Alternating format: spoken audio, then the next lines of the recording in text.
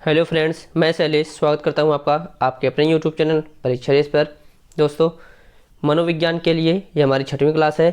अभी तक के 5 क्लासों में हमने मनोविज्ञान का अर्थ, उसकी परिभाषाएं, उसके महत्व, शिक्षा मनोविज्ञान, इन सब के बारे में अध्ययन किया है। और उसके साथ साथ हमने संज्ञानात्मक विकास के सिद्धांतों में जीन पियाजे का संज्ञानात्मक विकास का सिद्धांत, वाइगॉत्स्की का संज्ञानात्मक विकास का सिद्धांत, और उसके बाद आज की क्लास में हम पढ़ने जा रहे हैं जेरोम ब्रूनर का संज्ञानात्मक विकास का सिद्धांत। ये तीनों ही संज्ञानात्मक विकास के सिद्धांत बहुत ही महत्वपूर्ण है और परीक्षाओं में इनसे प्रश्न पूछे जाते हैं। आइए देखते हैं जेरोम ब्रूनर का संज्ञानात्मक विकास का सिद्धांत। अगर आपको इनका पीडीएफ चाहिए तो ज्वाइन कर लीजिए हमारे टेलीग्राम चैनल परीक्षा रेस को। आप टेलीग्राम पे जाकर वहाँ पे परीक्षा रेस सर्च कर सकते हैं। अगर आप इस चैनल पे पहली बार विजिट कर रहे हैं तो सब्सक्राइब कर लीजिए हमारे यूट्यूब चैनल परीक्षा रेस को, ताकि हम आपसे जुड़े रहें और आप जो है लगातार हमारी क्लासों का लाभ उठा सकें। तो आइए शुरू करते हैं जेरोम ब्रूनर का संज्ञानात्मक विकास का सिद्धांत, जिसे थ्योरी ऑफ कॉन्स्ट्रक्टिविज्म भी कहा जाता है। ये शब्द इनके लिए बहुत ही महत्वपूर्ण है। जब कहीं भी कॉन्स्ट्रक्टिविज्म शब्द आ जाता है, यानी संरचनावादी या फिर निर्मितवादी शब्द आ जाता है, वहाँ पे जेरोम ब्रूनर की मान्यता बढ़ जाती है। क्योंकि जेरोम ब्रूनर का जो सिद्धांत है, संरचनावादी सिद्धांत, भारत का जो 1986 का शिक्षा नीति है, भारत की शिक्षा नीति जो है 1986 की, जेरोम ब्रूनर के इसी संरचनावादी सिद्धांत पर आधारित थी। जेरोम ब्रूनर जो है अमेरिका के साइंटिस्ट थे। इन्हें संरचनावादी, निर्मितवादी भी कहा जाता है, जिसे आप कह सकते हैं कॉन्स्ट्रक्टिविस्ट भी कहा जाता है। इनका जो सिद्धांत है सामाजिक संज्ञानवादी भी है। इनका जो सिद्धांत मूलतः जो है ये जीन पियाजे के संज्ञानात्मक विकास का एक विकल्प हो सकता है। आप देखेंगे कि जो जीन पियाजे का संज्ञानात्मक विकास का सिद्धांत था, हालांकि उसमें जीन पियाजे ने 4 अवस्थाएं बताई थी, लेकिन इनके संज्ञानात्मक विकास में 3 अवस्थाएं हैं। लेकिन उनके जो अवस्थाओं के गुण हैं, इनके अवस्थाओं के गुण से मिलते जुलते हैं, और इसीलिए जीन पियाजे के सिद्धांत के विकल्प के रूप में इनके सिद्धांत को देखा जाता है। आइए देखते हैं ब्रूनर के सिद्धांत के बारे में। ब्रूनर को पियाजे के संज्ञानात्मक विकास का एक विकल्प माना जाता है। ब्रूनर ने अपना अध्ययन सबसे पहले प्रौढ़ों पर किया। आप देखते होंगे कि जितने भी मनोवैज्ञानिक हुए, आप जीन पियाजे को देखेंगे तो उन्होंने सबसे पहले शैशवावस्था, उसके बाद बाल्यावस्था, फिर किशोरावस्था और अंत में जाके प्रौढ़ावस्था का अध्ययन किया था। लेकिन आप ब्रूनर को देखेंगे, ब्रूनर ने सबसे पहले प्रौढ़ावस्था का अध्ययन किया, उसके बाद बाल्यावस्था का अध्ययन किया, उसके बाद जो है शिशुओं का यानी शैशवावस्था का अध्ययन किया। इनके अध्ययन का जो क्रम है यह और मनोवैज्ञानिकों के विपरीत है। संज्ञानात्मक विकास के क्षेत्र के बारे में अगर बात करें तो जेरोम ब्रूनर ने मानसिक प्रक्रिया, स्मृति, स्मरण, चिंतन, तर्क, बौद्धिक, मानसिक विकास, ये 3 जो है क्षेत्र बताए हैं। मानसिक प्रतिक्रिया में क्या होती है कि बालक किसी भी प्रतिक्रिया का जब निर्माण करता है वो अपने मस्तिष्क से करता है, इसलिए उसे कहा जाता है मानसिक प्रतिक्रिया का निर्माण। उसके बाद आता है दूसरा स्तर, होता है स्मृति, स्मरण, चिंतन या तर्क। जब भी कोई प्रतिक्रिया का निर्माण बालक करता है तो वह उसके मस्तिष्क में स्मरण होता है, उस पर वह चिंतन करता है, उस पर तर्क करता है, उसके बाद उसे मस्तिष्क में अपने स्मृति में ला लेता है, स्मरण कर लेता है।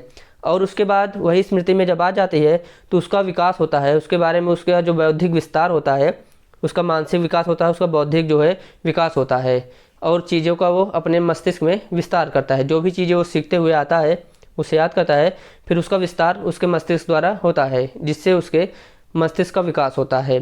संज्ञानात्मक विकास के 3 क्षेत्र बताए थे ब्रूनर ने। इसके बाद जो इनकी सबसे महत्वपूर्ण चीज़ है वो है उनके अधिगम या फिर संज्ञानात्मक विकास, या फिर कह सकते हैं ज्ञान प्राप्ति के बाद जो उनकी निष्पत्ति यानी जो परफॉर्मेंस होता है, उसकी 3 अवस्थाएं ब्रूनर बताते हैं। इन्होंने कहा है कि जो बच्चा जो कुछ सीखता है, यानी जो अधिगम करता है, या फिर जो भी उसका संज्ञानात्मक विकास होता है, या जो भी वो ज्ञान की प्राप्ति करता है, जब उसकी वो परफॉर्मेंस करने जाता है, उसकी निष्पत्ति करने जाता है, तो उसकी 3 अवस्थाएं हैं। पहली अवस्था है इनएक्टिव, दूसरी है आइकॉनिक, तीसरी है सिंबॉलिक। हमारी आपसे सलाह है कि आप ब्रूनर के सिद्धांत के ये तीनों जो है अंग्रेजी के शब्द याद कर लीजिए।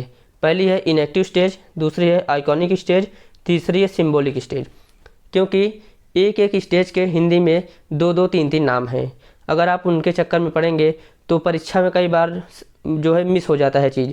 लेकिन अंग्रेजी का वर्ड यही 3 आपको मिलेगा, इनएक्टिव, आइकॉनिक और सिंबॉलिक स्टेजेज। जब बात आती है इनएक्टिव की, यह जन्म से 2 वर्ष की अवस्था होती है। जीन पियाजे की जो पहली अवस्था है संवेदी गामक अवस्था, उसके समानांतर होती है। इसे क्रिया निर्माण अवस्था या फिर क्रियात्मक विधि की अवस्था कहा जाता है, क्योंकि इसमें बालक जो कोई भी कार्य करता है वो गतिविधि द्वारा करता है, यानी गामक रूप से करता है। दूसरी है आइकॉनिक स्टेज, जो 2 वर्ष से लेकर 7 वर्ष तक चलती है। यह जीन पियाजे की दूसरी अवस्था पूर्व संक्रियात्मक अवस्था के समानांतर है। इसमें जो है प्रतिबिंबात्मक या फिर छायात्मक या प्रतिमा आधारित अवस्था कहा जाता है इसे।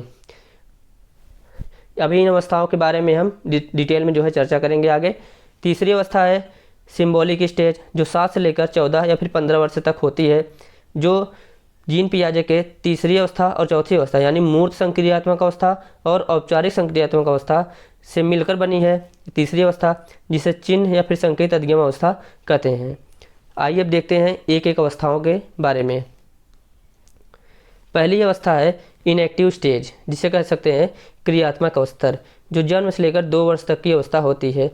ये जीन पियाजे के संज्ञानात्मक विकास की पहली अवस्था, जिसे संवेदी गामक अवस्था कहा जाता है, उस अवस्था के रूप में है, या फिर कह सकते हैं उसी अवस्था की तरह इसमें भी है।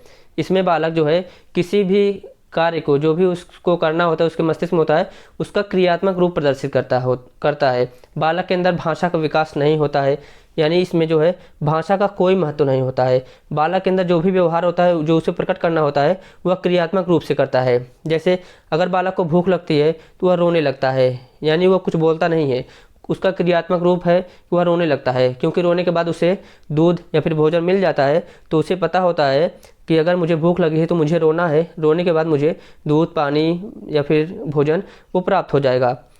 वैसे ही है खिलौना, अगर बालक को खिलौना चाहिए, वहाँ भी वो जो है हाथ पैर पटकने लगता है, रोने लगता है, जिससे वो खिलौना उसे मिल जाए। या फिर वो लेटा हुआ है, खेल रहा है, बगल में कोई आकर खड़ा हो जाता है, तो आप देखते होंगे बच्चे अक्सर रोने लगते हैं। वो चाहते हैं कि जो भी व्यक्ति उनके पास में खड़ा है वो उसे गोदी में उठा ले। और भी कंडीशन होती हैं, जैसे बालक खेल रहा है और अचानक से उसकी माँ आ जाती है, वो माँ को देखकर रोने लगता है, वो चाहता है कि उसकी माँ जो है उसे ले ले। तो ये सब क्रियाएँ होती हैं। बालक जो है क्रिया का आधार पर अपने जो है व्यवहार को प्रदर्शित करता है, इसे ही कहा जाता है इनएक्टिव स्टेज या फिर क्रियात्मक स्तर। यह जो है ब्रूनर की पहली अवस्था है। इसमें और तथ्य हैं, जैसे वातावरण के प्रति गामक प्रतिक्रियाएं करता है। बालक जो है अपने आसपास यानी जो वातावरण है, 2 वर्ष तक का बच्चा जितनी भी गतिविधियां कर सकता है, उसका सोच उसमें कुछ भी नहीं होता, ना उसके अंदर ज्ञान होता है, ना उसके अंदर भाषा का विकास होता है, कुछ भी नहीं। केवल जो चीज़ वो देखता है वह भी वही अपनी गतिविधि के रूप में करने का प्रयास करता है।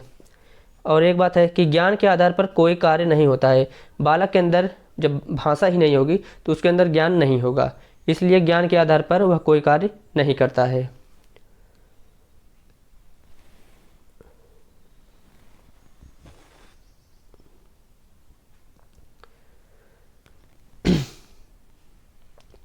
दूसरी अवस्था है आइकॉनिक स्टेज, जिसे प्रतिबिंबात्मक या फिर संप्रत्यात्मक स्तर कहा जाता है। यह 2 से 7 वर्ष तक की अवस्था होती है। यह अवस्था जीन पियाजे का जो संज्ञानात्मक विकास का सिद्धांत है, उसकी दूसरी अवस्था पूर्व संक्रियात्मक अवस्था के समांतर है। जैसे पूर्व संक्रियात्मक अवस्था में जो जो गुण प्रदर्शित होते हैं, वही गुण जो है आइकॉनिक स्टेज में यानी प्रतिबिंबात्मक स्तर, संप्रत्यात्मक स्तर में प्रकट होते हैं। यह 2 से 7 वर्ष तक की अवस्था होती है। इस अवस्था में धीरे धीरे बालकों के अंदर भाषा का विकास होना प्रारंभ हो जाता है। बालक जो है भाषा का इसमें महत्व बढ़ जाता है, क्योंकि वह धीरे धीरे 2 वर्ष के बाद जो है 2-2 शब्दों का उच्चारण करने लगता है, शब्दों को मिलाकर जो है वाक्य बनाने लगता है, और 7 वर्ष तक जाते जाते वह अच्छी खासी भाषा पर उसकी पकड़ हो जाती है, इसलिए उसके जीवन में भाषा का महत्व बढ़ जाता है। उसके बाद आता है कि इस अवस्था में बालक चमक, गति, शोर, ध्वनि आदि वाले खिलौने पसंद करता है। यानी ये 2 से 7 वर्ष तक का जो बच्चा होता है, आप देखते होंगे जो भी कोई तड़क भड़क की चीज़ होगी, जैसे कहीं पे कोई भी खिलौना है जिसमें लाइट बहुत तेज़ जलती हो, बालक को तुरंत पसंद आ जाती है। कोई खिलौना है जिसमें आवाज़ बहुत तेज़ है, बालक को तुरंत पसंद आ जाती है। तो ऐसी चीज़ें जो सेंसरी ऑर्गन को तेज़ी से अपनी तरफ आकर्षित करती हैं, अट्रैक्ट करती हैं, बालक को बहुत जल्दी पसंद आ जाती हैं। ये होता है इन आइकॉनिक स्टेज यानी संप्रत्यात्मक स्तर। संप्रत्यात्मक स्तर में मूल रूप से होता क्या है, किसी भी चीज़ का बालक के मस्तिष्क में चित्र बन जाता है। जैसे बालक डेली देखता है अपनी माँ को और शब्द उसके अंदर आता है कि माता, जब भी वो अपनी माँ को देखता है तो उसके मन में जो है माँ का चित्र बन जाता है। अब जब कभी भी बालक कहीं खेल रहा है और उसे कोई कहता है कि तुम्हारी माँ आ रही है या फिर माँ का नाम लेता है, तो बालक के अंदर तुरंत उसकी माँ का चित्र आ जाता है। जैसे आप अभी हैं, अभी मैं आपसे कहूँ कि आपका कोई, मैं आपके बोलूँ कि आपके पिताजी, तो तुरंत आपके मस्तिष्क में आपके पिताजी का चित्र आ गया होगा। या फिर बोलूँ कि आपका बेस्ट फ्रेंड, तो आपके मन में तुरंत आपके बेस्ट फ्रेंड का जो है चित्र आ गया होगा। इसे ही कहते हैं प्रतिबिंबात्मक स्तर या फिर संप्रत्यात्मक स्तर, यानी आपके मस्तिष्क में एक कॉन्सेप्ट बन चुका होता है। वह जैसे बालक होता है 2 से लेकर 7 वर्ष तक का बालक है, अब इसे हमने एक पक्षी दिखाया जो काला है और काँव काँव करके बोलता है, तो हमने बता दिया कि यह कौवा है। अब जब कभी भी आप कौवे का नाम लेंगे तो बालक के अंदर उस कौवे का चित्र ऑटोमेटिक आ जाता है, क्योंकि बालक के अंदर उस कौवे का एक संप्रत्यय बन चुका होता है। आज के समय में जैसे जो रंगीन पुस्तकें आती हैं उसमें देखिए कि जैसे ए फॉर एप्पल पढ़ाना है, बी फॉर बॉल पढ़ाना है, तो एप्पल के साथ साथ एप्पल वहाँ पे छपा रहेगा, बॉल है तो वहाँ पे बॉल का चित्र बना रहेगा। बालकों को जो है उसके अल्फ़ाबेट्स को अब चित्रों के माध्यम से जोड़कर पढ़ाया जाने लगा है, क्योंकि मनोवैज्ञानिकों के आधार पर यह सिद्ध हो चुका है कि बालक जो चित्रों के माध्यम से देखकर पढ़ता है उसके मस्तिष्क में जल्दी से चीज़ें आती हैं और ज़्यादा समय तक टिकती हैं। यही अवस्था है संप्रत्यात्मक स्तर यानी प्रतिबिंबात्मक अवस्था, जिसे कहते हैं आइकॉनिक स्टेज। इंग्लिश के शब्दों को विशेष तौर से ध्यान में रखिए, क्योंकि हिंदी के शब्दों में कन्फ्यूजन हो सकता है, लेकिन इंग्लिश के एक ही शब्द एक एक अवस्थाओं के लिए हैं। अगर इसके बाद इसमें देखें, इस अवस्था में बालक सूचनाएं संप्रत्यय द्वारा मानसिक प्रतिबिंब के आधार पर प्राप्त करता है और उन्हीं के आधार पर अपने ज्ञान को व्यक्त करता है। वही बात है कि जैसे हमने उसे कौवे के बारे में बताया तो उसके अंदर वो मतलब कि सूचना उसको प्राप्त हुई कि ऐसा काला पक्षी है जो काँव काँव बोलता है तो वो कौवा है। तो जो कभी भी किसी को बताना भी होगा तो वो आराम से बता लेता है ये जो काला पक्षी है ये कौवा है। तो वही चीज़ें हैं। और उदाहरण में जैसे वही चीज़ इसमें भी है, माता का नाम लेने पर माँ का प्रतिबिंब मन में आ जाता है, वैसे जैसे गाय का नाम लेने पर गाय का प्रतिबिंब उसके मन में आ जाता है। तो चीज़ें जो भी चीज़ होता है एक फोटोजेनिक होता है, यानी उसके मन में प्रतिबिंब आते रहते हैं। और ब्रूनर की जो तीसरी अवस्था है यह है सिंबॉलिक अवस्था, जिसे संकेतात्मक स्तर कहते हैं। यह 7 से लेकर 14 वर्ष 15 वर्ष तक की अवस्था होती है। यह अवस्था जो है ब्रूनर की ये अवस्था जीन पियाजे के 2 अवस्थाओं जैसे तीसरी अवस्था और चौथी अवस्था से मिलकर बनी है। तीसरी अवस्था है मूर्त संक्रियात्मक अवस्था, जिसे 7 से 11 वर्ष तक की होती है। जो चौथी है औपचारिक संक्रियात्मक अवस्था, जो 11 से 14 वर्ष तक होती है। इन दोनों अवस्थाओं से मिलकर बनी है। जब हम सिंबॉलिक स्टेज में आते हैं तो इसमें जो है इनएक्टिव स्टेज, आइकॉनिक स्टेज और सिंबॉलिक स्टेज, यानी क्रियात्मक स्तर, प्रतिमात्मक स्तर और संकेतात्मक स्तर, तीनों स्तरों का गुण इसमें होता है। इसके बाद आता है बालक संकेतों को समझने लगता है। वही चीज़ जो अभी हमने आपको बताई कि बालक प्रत्येक चीज़ों के संकेतों को समझने लगता है, यह उच्च स्तर का हो जाता है। बालक किसी भी चीज़ को अगर उसे बताया जाए तो उस संकेत को समझ लेता है। यह ब्रूनर की 3 महत्वपूर्ण अवस्थाएं थी। हमने आज देख लिया इसमें ब्रूनर के संज्ञानात्मक विकास को, जो काफ़ी महत्वपूर्ण है। परीक्षाओं में अक्सर देखा जाए तो इनकी अवस्थाओं से प्रश्न पूछे जाते हैं। आप इन अवस्थाओं के बारे में अच्छे से ध्यान रखिए। इन अवस्थाओं के नाम को विशेष तौर पे आप ध्यान में रखिए। Inactive stage, iconic stage, symbolic stage, यही 3 चीज़ याद रख लीजिए। बाकी जो है इसके नाम जो हिंदी में है उसको आप ध्यान में रखिए, उससे जो है उसके कार्य को पता चलेगा। लेकिन जब परीक्षा में बात आती है तो एक शब्द के कई अर्थ हैं, तो वहाँ पे थोड़ा गलती होने की संभावना होती है। तो इसलिए अंग्रेजी के शब्दों को ध्यान में रखिए। तो जेरोम ब्रूनर हो गए। तो आइए अब हम देखते हैं कि भाषा मनोवैज्ञानिक नोआम चॉम्स्की के बारे में। जब कभी भी सीटेट या यूपीटेट की बात आती है, भाषा की बात जैसे ही आती है तो एकमात्र नाम निकल कर आता है नोआम चॉम्स्की। नोआम चॉम्स्की को भाषा मनोवैज्ञानिक भी कहा जाता है। ये भाषा के विकास की दृष्टि से बहुत ही महत्वपूर्ण है। आइए जानते हैं क्या है इनका भाषा का विकास। नोआम चॉम्स्की की ये परिभाषा है कि बालक के भाषा अर्जन की जन्मजात क्षमता होती है। यहाँ बालक में कर सकते हैं कि बालक के अंदर या फिर बालक में भाषा अर्जन की जन्मजात क्षमता होती है। यानी बालक जिस किसी भी वातावरण में, जिस किसी भी समाज में रखे जाते हैं, वह उसकी भाषा को अर्जित कर लेते हैं। अर्जन करने का मतलब होता है उन्हें भाषा सीखने के लिए लिखने पढ़ने की ज़रूरत नहीं पड़ती है, बल्कि वह सुनकर जो है भाषा को अर्जित कर लेते हैं, यानी अपने अंदर अधिग्रहित कर लेते हैं और उसको सीख लेते हैं, अपने व्यवहार में ला लेते हैं।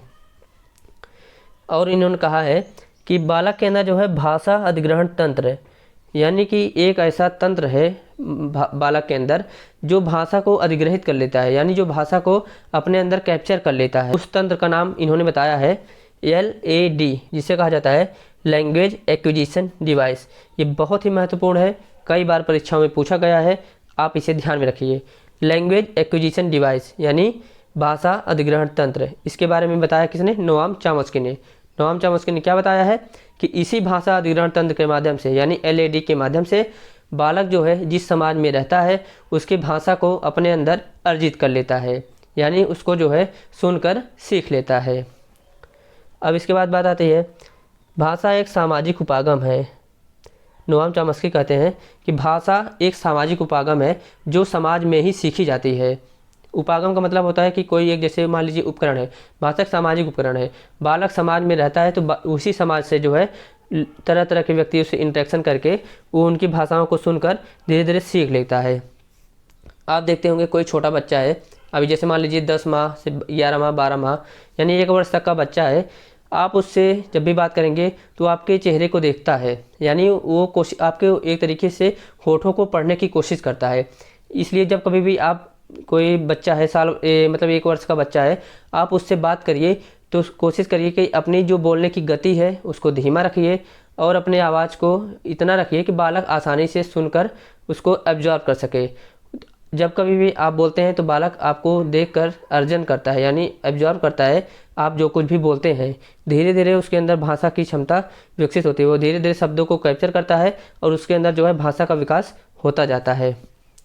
इसके बाद आता है भाषा का व्यवहार अर्जित होता है। यह एक सर्वमान्य मत्य है। भाषा का व्यवहार यानी भाषा, कहा गया कि भाषा अर्जित होता है, यानी भाषा जो है जन्मजात नहीं होती है। जन्मजात का मतलब होता है कि कोई व्यक्ति है जो जन्म लिया है, उसके माता पिता को भाषा का ज्ञान था इसलिए उसे भी भाषा का ज्ञान होगा, यह बिल्कुल ही गलत तथ्य होता है। कोई भी व्यक्ति है, कोई भी बालक है, जन्म के पश्चात अगर वो समाज में रहता है तो समाज से भाषा को सीख लेता है। जैसे कोई भी हिंदी भाषाई बच्चा हो, हिंदी भाषा बोलने वाले माता पिता का बच्चा हो, जन्म लेने के बाद उसे अगर ऐसे परिवार में रख दिया जाए जहाँ पे केवल इंग्लिश बोलने वाले लोग हों तो उसका जो भाषा होगी वो इंग्लिश होगी, ना कि हिंदी। इसलिए भाषा जो है वो अर्जित होती है, जन्मजात नहीं। यह सर्वमान्य मत है, सभी मनोवैज्ञानिक इस बात को मानते हैं कि भाषा अर्जित होती है। मनोवैज्ञानिकों के अनुसार बालक के अंदर जिज्ञासा उत्पन्न होती है जिससे वह अपने परिजनों का अनुकरण करता है और भाषा अर्जित कर लेता है। यह बिल्कुल ही सत्य बात है। आप देखिए, बालक के अंदर एक जिज्ञासा होती है। जब 2 वर्ष तक का बच्चा होता है, वही बात होती है कि जब आप बोलते हैं तो वो बहुत ध्यान से आपकी बातों को सुनता है, क्योंकि वो भी चाहता है कि उसके मन में जो भी बातें आ रही हैं वह बोल कर उसको प्रदर्शित करे, बोल कर जो है व्यवहार के रूप में लाए। इसलिए बालक जो है बच्चों से बात करना चाहिए, समय समय पे उन्हें छोटे छोटे शब्दों के माध्यम से बात करनी चाहिए, छोटे छोटे शब्द उन्हें सिखाना चाहिए। जैसे 2 वर्ण का शब्द अगर उनसे आप बोलेंगे, वो धीरे धीरे उसको जो है बोलना प्रारंभ कर देते हैं। 2 दिन 3 दिन में जो है आप किसी भी शब्द को बार बार अगर बोल रहे हैं तो वो अभी उसे बोलने का कोशिश करता है। बस यही बात हो कि शब्द जो है थोड़ा सरल हो, शुरू में सरल शब्दों का प्रयोग करना चाहिए। तो वो बालक के अंदर जिज्ञासा होती है, वो भी चाहता है कि उसके अंदर जो बातें हैं, उसके मन में जो बातें आती हैं, वो व्यवहार होता है वह बोलकर प्रदर्शित करे। इसलिए वह अपने परिजनों का अनुकरण करता है, यानी उसके आसपास के जो व्यक्ति होते हैं, उसके भाई माता पिता जो भी होते हैं, उनकी बातों को अनुकरण करता है और वह सीखता है और धीरे धीरे वह भाषा को अर्जित कर लेता है। कोई भी अगर 6 से 8 माह का बच्चा है, वह स्वरों का उच्चारण करना प्रारंभ कर देता है, क्योंकि स्वरों का उच्चारण बहुत ही आसान होता है, उसमें जिह्वा पर कोई भी बल नहीं लगता है। जैसे आ, ई, उ, ये सभी शब्द जो हैं, स्वर जो होते हैं, बालक इनका उच्चारण 6 से 8 माह में करने लगता है। जो कोई भी 10 माह का जब बच्चा होता है, वह पहला शब्द बोलता है, पहले शब्द का उच्चारण करता है, लेकिन वह सार्थक शब्द नहीं होता है। वहीं 1 माह बाद जब बच्चा 11 माह का हो जाता है, वो पहला सार्थक शब्द बोलता है, यानी पहला मीनिंगफुल वर्ड बोलता है। तो ये परीक्षा की दृष्टि से महत्वपूर्ण है कि बालक अपना पहला सार्थक शब्द कब बोलता है, यानी किस उम्र में उच्चारित करता है। तो होता है 11 माह में। 11 माह में बालक अपना पहला सार्थक शब्द बोलता है। इसके बाद वहीं जब बालक 1 वर्ष का होता है तो वह 3 सार्थक शब्द बोलने लगता है। यानी 11 माह में पहला सार्थक शब्द और 12 माह होते होते वह 3 सार्थक शब्द बोलने लगता है। जब बालक 3 वर्ष तक हो जाता है, लगभग 3 वर्ष का होने वाला होता है, वह 2-2 या फिर 3-3 शब्दों को, छोटे छोटे शब्दों को मिलाकर एक वाक्य बोलने लगता है। तो यहाँ पे नोआम चॉम्स्की के भाषा के संबंधित जितने भी तथ्य थे हमने सबको देख लिया है। इससे बाहर इनके बारे में कुछ भी नहीं पूछा जाता है। जो सबसे महत्वपूर्ण है वो है भाषा अधिग्रहण तंत्र, यानी लैंग्वेज एक्विजिशन डिवाइस। और ये परिभाषा, भाषा जो है अर्जन की जन्मजात क्षमता होती है और भाषा का व्यवहार अर्जित होता है। ये सभी बहुत ही महत्वपूर्ण है। और इसके साथ साथ अगर बात करें तो 11 माह में प्रथम शब्द और लगभग 3 माह तक जो है 2-2 शब्दों को मिलाकर वाक्य बोलने लगता है। तो इतनी चीज़ें जो हैं बहुत ही महत्वपूर्ण है नोआम चॉम्स्की की दृष्टि से और भाषा के दृष्टि से। तो आज का सेशन यहीं पे समाप्त होता है। तो कैसा लगा सेशन ज़रूर बताइएगा। अगले वीडियो में हम देखेंगे नैतिक विकास को। नैतिक विकास के मूलतः 2 सिद्धांत हम लोग को पढ़ने होते हैं। पहला होता है जीन पियाजे का जो है नैतिक विकास का सिद्धांत, और इन्हीं के पियाजे के अध्ययन, मतलब कि जो नैतिक विकास के अध्ययन को पढ़कर, यानी इसमें संशोधन करके कोहलबर्ग ने अपना नैतिक विकास का सिद्धांत दिया है। तो इन दोनों सिद्धांतों को हम कल जो है पढ़ने का प्रयास करेंगे। कल की क्लास में हम नैतिक विकास को पूरी तरीके से कंप्लीट कर लेंगे। तो अभी हमने जेरोम ब्रूनर के बारे में जितना कुछ भी बताया है, या फिर आप देखे होंगे कि नोआम चॉम्स्की के बारे में जो भी बताया है, हमने जीन पियाजे, वाइगोत्स्की और ब्रूनर को अच्छे से पढ़ लिया है। आप कहीं भी किसी भी क्लास को उठाकर देख लीजिएगा कि एक क्लास में या फिर किसी एक पुस्तक में आप इतने सारे फैक्ट्स नहीं पा सकते हैं। हमने कई पुस्तकों और कई फैक्ट्स और परीक्षाओं में जो प्रश्न पूछे गए हैं सबको मिलाकर एक जो है अच्छा नोट्स बनाने का प्रयास किया है। सभी तथ्यों को इसमें शामिल किया है ताकि परीक्षा में इससे बाहर कुछ भी ना आने पाए। बस आप नोट्स बनाइए और चीज़ों को 1-2 बार 3 बार रिवीजन में लाते रहिए। चीज़ें आपके लिए बहुत ही आसान हो जाएंगी। अगर प्रयास अच्छा लग रहा हो तो वीडियो को लाइक करें। अगर चैनल पे पहली बार आए हैं तो चैनल को सब्सक्राइब करिए। मिलते हैं अगले वीडियो में, तब तक के लिए धन्यवाद। नमस्कार।